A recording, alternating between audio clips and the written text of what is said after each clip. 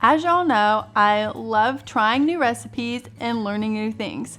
So when I came across a recipe for a pastry that I had never even heard of, needless to say, I was very intrigued. The pastry is a Czech pastry called a kolache. Like I said, I had never heard of this pastry before. So after a bit of research into the history of the pastry and what it entails to make it, I knew I had to give it a try. This is my sweet mess, and welcome to my kitchen, where every week I make a mess trying new recipes in the pursuit of something sweet. Y'all know I love learning new things. One of the reasons why I try a new recipe every week.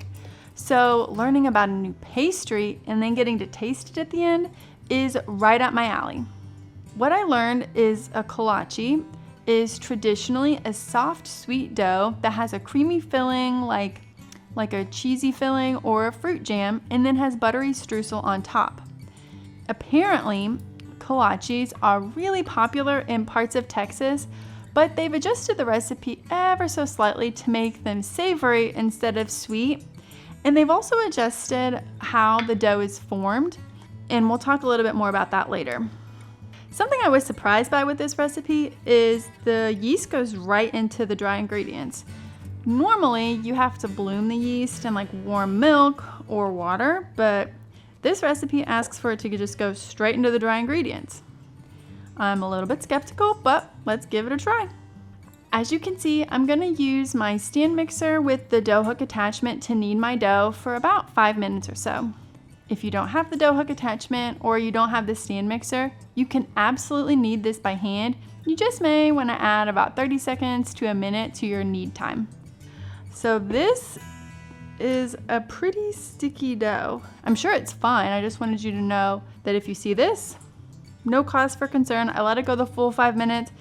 This is what I think it's supposed to look like, so we can move on to the next step. So the recipe says that our dough ball should double in size in about an hour. Now, I keep my kitchen in my house pretty cool, so I have a funny feeling that it's gonna take a little bit longer than that.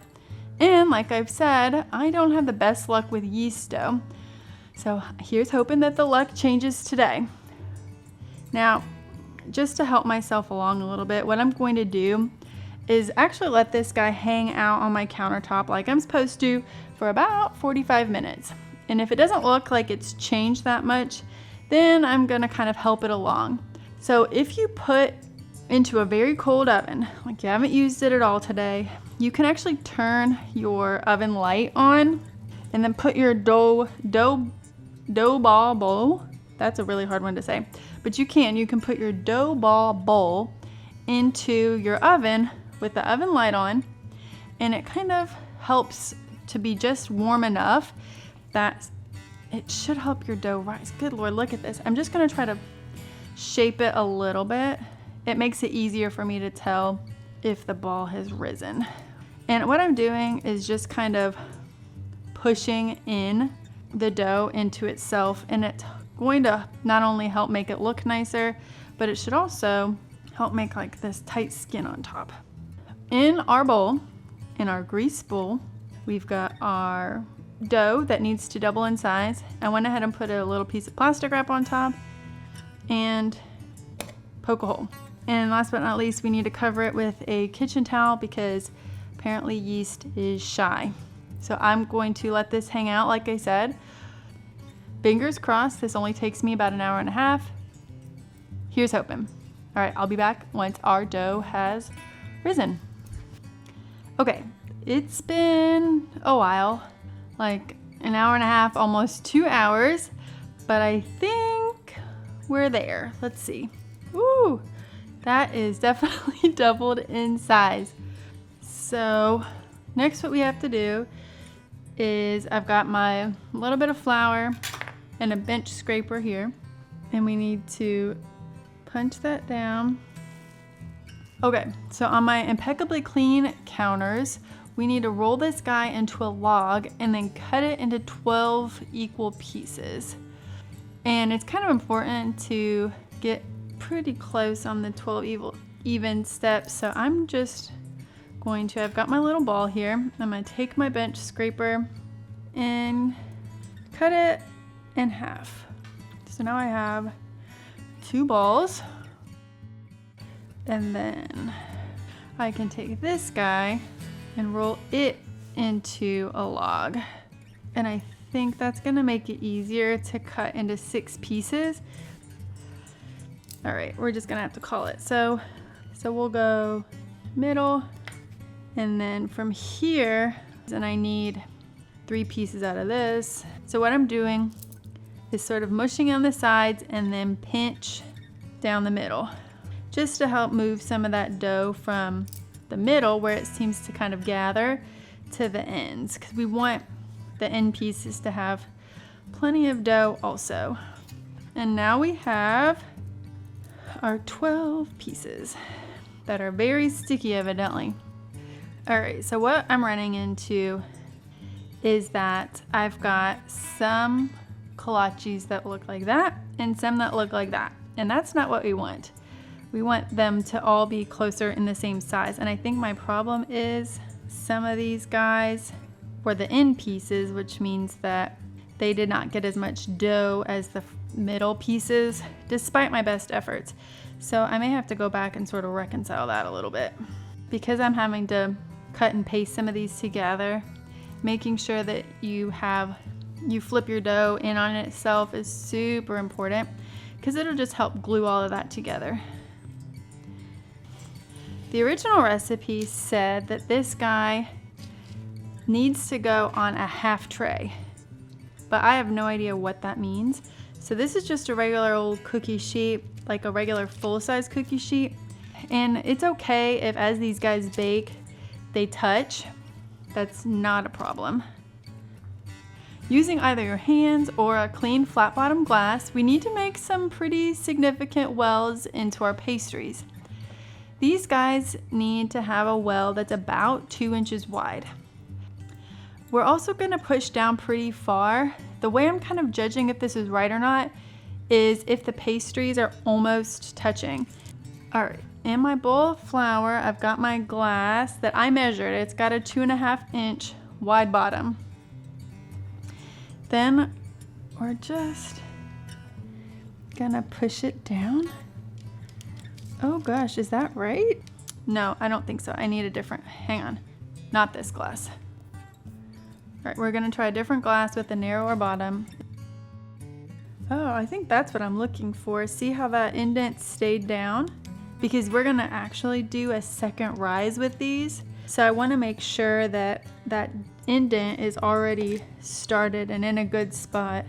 So again, back with our clean kitchen towel, I'm going to cover these guys up and let them rest. This should take about 40 minutes for them to double in size, and then it'll be time to make our filling. Okay, it's been an hour. We'll just say firmly an hour. I have been really good about not peeking. So let's look at these guys together. Drum roll, please. Ooh, look at those. They have certainly puffed up quite a bit. There is not even a ghost hint or otherwise showcase that there was at all an indent in these kolaches, but that's okay. We'll just remake the indents. All right, let me set these to the side. So I'm feeling a little bit adventurous. I think the positive yeast bread dough experience has made me a little bit cocky. So we're gonna try to make 3 fillings, a cheese filling, and then a blackberry jam, and then a raspberry jam filling. To get started, I'm just gonna make the cheese filling. So I've got some powdered sugar, an egg yolk, cream cheese, and cottage cheese. Admittedly, I raised a little bit of an eyebrow at the cottage cheese in the filling, but I'm gonna trust the process and move forward with the cottage cheese. And I'm hopeful and trusting that this will be delicious in the end. I did go ahead and get the small curd cottage cheese, just so it'll hopefully be a little bit easier to incorporate into the rest of the ingredients. It's worth noting that a traditional kolache uses a farmer's cheese called, I'm gonna attempt this pronunciation, forgive me, Tavoro? I'll just spell it here,